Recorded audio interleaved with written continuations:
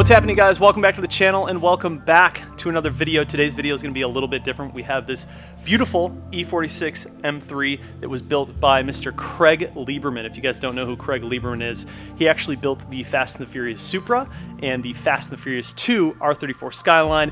Originally, this car was actually supposed to be in a movie as well, but it wasn't. And we're going to talk a little bit more about that later. Today, this car is actually owned by Rusty Johnson here in the Carolinas. Now, Rusty still takes this car to a ton of different car shows, and he also did some different things to it since Craig built it. So before we talk about what is done to this car, I'm going to tell you a little bit about the history of this car. Sit back, relax, it's going to be a great video.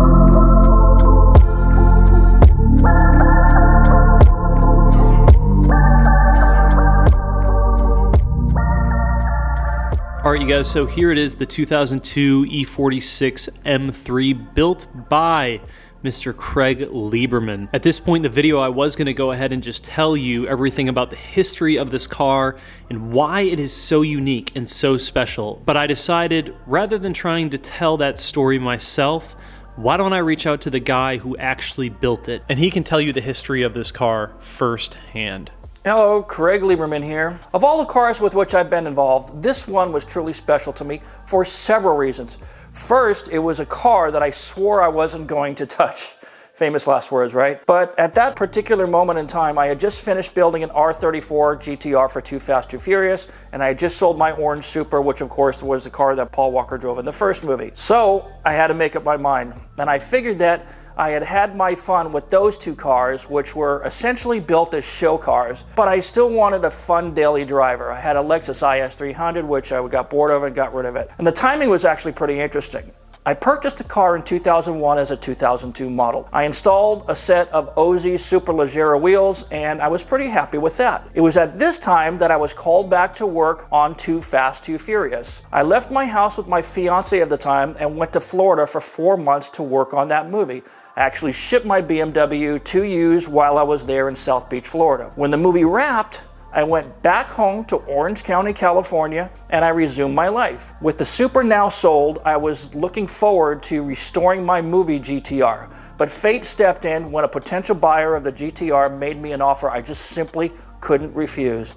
So that car went away. I still had the M3. And with both of my project cars now gone, my eyes turned toward my BMW. I almost started modifying it, and then I got interrupted when I purchased a 1,000 horsepower Supra. As fun as the Supra was, I still wanted that other show car. I contemplated that for a while, and I took the plunge in winter of 2004-2005. I ordered the body kit from Germany and started planning. Now, I wasn't originally going to do a wide body kit, but I had never done one to this extent, so this car was special to me in that regard. And of course, when I heard that another Fast and Furious sequel was in the works, I figured that I was going to have to do something pretty wild, so I took a chance. If this car was wild enough, it should have stood a really good chance of being cast in that movie. Once the kit arrived, I took the car to the same shop I've been using for 30 years, a place called Quigley's Auto Body. As is my style, I chose to paint the car a color that was never offered by the factory. For this car, I chose a Lamborghini Candy Blue, but instead of just using 2 coats of blue, they used 4 coats. A magazine editor somewhere along the line dubbed it Craig's Candy Blue, but it was really just, as I said, an adjustment to an existing PPG color. Several coats of hard clear were applied to ensure durability. A wide body kit conversion is no easy undertaking, as I quickly learned. How the inner fender liners are extended and mated to the body panels requires serious skill. Blending the side skirts seamlessly into the rocker panels is also a skill. The process took 5 weeks and cost about $10,000, not including the body kit, which was about $5,500. So, you know, it's just what we do, right? The wheels were custom made for the finished car. Bob Hale, formerly of HRE Wheels, did several measuring sessions and experimented with at least 3 different wheels. The wheels that you see on the car today were chosen only after extensive fitting and viewing sessions, and it took many tries to get it right. This was another first for me, having wheels specially built for a car, and it was just another reason that this car was so special among my builds. Now, of course, with such large wheels, the stock brakes were just simply too small. I reached out to a sponsor, StopTech, who stepped in and built a special set just for this car, and they wound up using 15-inch for the front and 14-inch for the rear, which really fills up the wheel. By early 2005, the car was really coming together, and I knew that this car was going to get a lot of attention for the motor press, so I took the next logical step. Audio video. And before you cringe, let me just remind people that back in the early 2000s, insane audio video systems were almost a prerequisite to getting into magazines, and since the car was being built as a sponsor showcase, I opted for a show-worthy system. Kenwood generously offered everything from their catalog. I designed the basic layout of the system myself after consulting my local installer, a place called Audio Toys. 4 weeks later, it was all done. After that, I threw in some Sparco seats, a custom-built roll cage, a few performance bits, and the car was more or less complete. For the finishing touches, I added some custom blue carbon fiber interior trim and a few other bits. When the first script of Fast and Furious 3 was written, it was a completely different movie. The first script was actually written for Vin Diesel. When Vin opted out, the script was changed and it became Tokyo Drift. Of course, there was no place for a wide-body M3 in such a movie, so it did not end up being cast in the first movie, but it did actually make an appearance in Cheaper by the Dozen or Cheaper by the Dozen 2, I can't remember. The car was stock at the time, it had the wheels on it, but it was in there. The car had its moment in the spotlight. It was featured in many magazines around the world and on many websites, including E46fanatics.com and Beamer forums and so forth. Online purists had mixed reviews. Some said it was sacrilege to modify such cars and turn it into a racemobile. Others said it was too over the top. I'm proud of the results, but the credit goes to those who did the actual work on the car. It was built as a show car, and it did what it was supposed to do, and that was bring recognition to the sponsors and brand awareness. 20 years later, it is to my great delight that the car lives on today, and I could not have asked for a better caretaker than Rusty Johnson. The car still exists, and it's running around doing shows in South Carolina, United States of America. So thanks, Rusty.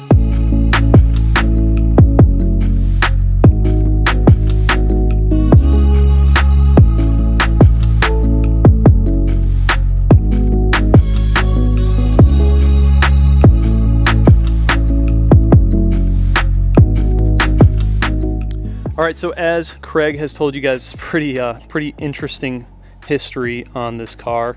And I do have to say, you know, seeing it on camera is one thing, but seeing it in person is an entirely different thing. This car, it is immaculate for a wide body E46 M3 that has been driven around, taken to many shows. And the fact that it is a 2002 that was built in 2004, this thing is very, very clean. So seeing the paint in person, I guess the best way to describe it is it has a bluish purple hue to it. It's unbelievable. Yeah, you guys can kind of see it on camera. It's got this purplish blue hue to it. It kind of reminds me of the 3M Blue Raspberry that I had on the E90 M3, but much, much prettier. It also has like a silver flake in it as well. Wheels are absolutely gorgeous. HRE, can't go wrong.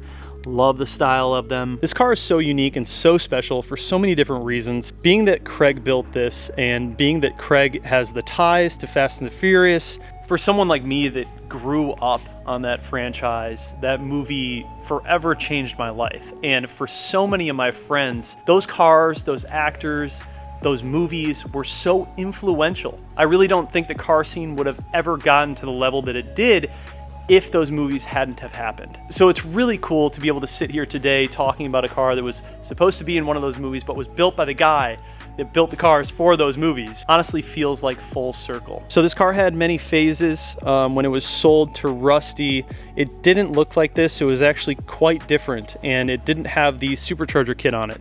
So we were at CES Motorsport. These guys are actually the ones who first worked on this car after Rusty bought it. So when they first got this car, it actually had red seats. It had a big screen that came up right here. Now there's the plaque there with the Paul Walker quote. It didn't have the supercharger. The blue carbon fiber was taken out and it was hydro dipped in like a normal carbon fiber. So I would say that it went from a all-out show car to a little more of like a tasteful styled car. What you have to remember is back when this car was originally built in 2004, it was very popular to kind of go all out with these cars. As Craig Lieberman said, you had to have audio and video, which is really something that a lot of people don't go too far into nowadays. Also, with this being a straight up show car, you couldn't just do exterior, you couldn't just do performance, you couldn't just do the audio video. It was always a full package deal. So you had to make sure that you kind of had all of those things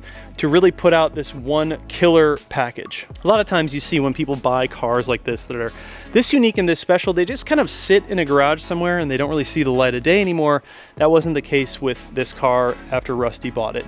He decided to go all in. He continued to build it, changed some things up, make it a little bit more clean, a little bit more to his style, and then continued to go to different car shows all over the country. So this car could continue to have life. It wouldn't just die somewhere under a tarp in a garage. So when Rusty bought this car, it had red seats in it and there was blue carbon fiber all over the place. Now Rusty kind of pulled some of that back and he got these custom sparkos made, which are so nice. These are beautiful. And then he did the silver and hydro dipped theme on the interior, which I think goes really, really well with this car. It's super clean. And then if you go to the back, he has a full-on audio video system in this car, which is just so cool and is so reminiscent of those times when we were going to car shows and you just had to have the full build. So while the TV screens and big audio isn't really something that you see a lot nowadays, it was a really big deal back then going to car shows. You had to have that to even be considered a winner. If we look under the hood, this thing is immaculate. It is so beautiful and it's so well done. So here is the Active AutoWorks supercharger that CES did here originally.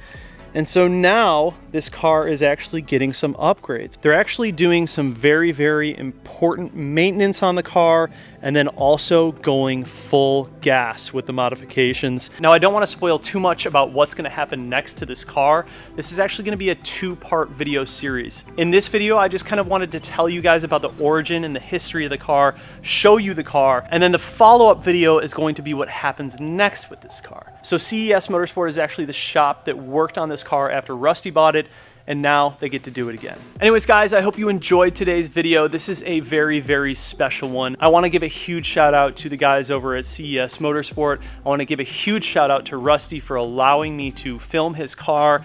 And then also a special thank you to Craig Lieberman for hopping on here, making the commentary, and kind of telling us why this car was so special to him. I honestly did not expect to have Craig come on the channel and do that for us, so for him to take time and actually film that and talk about this car is truly special and unique, and I thank him so much. Thank you guys so much for watching the video. We'll see you in the next one. Peace out.